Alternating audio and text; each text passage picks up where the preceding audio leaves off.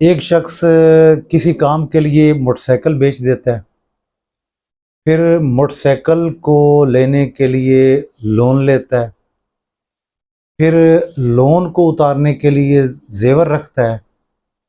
अच्छा, इस तरह वो फंसता चला जाता है, उसके डिसीजन पे डिसीजन गलत होता है यानी। अच्छा, अमीर आदमी जो है उसमें क्या फ़र्क है?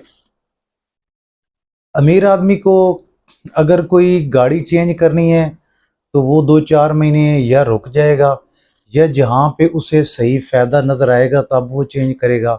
हमेशा वो सही डिसीजन लेगा। अच्छा, अगर कोई चीज़ सेल करनी है तब भी अगर उसे फ़ायदा नज़र आ रहा होगा तो सेल कर देगा, अदरवाइज़ वो कोई ना कोई बहाना कर जाएगा।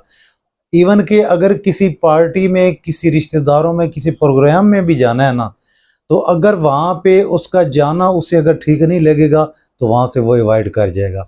जबकि गरीब आदमी का सबसे बड़ा इशू ये होता है कि वो अगर बिलफ़र्ज़ कोई भी इवेंट है, बिलफ़र्ज़ अगर शादी भी करनी है तो वो शादी पहले रख लेगा, मकान बाद में स्टार्ट करेगा।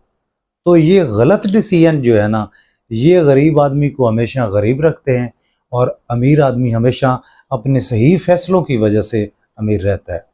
बहुत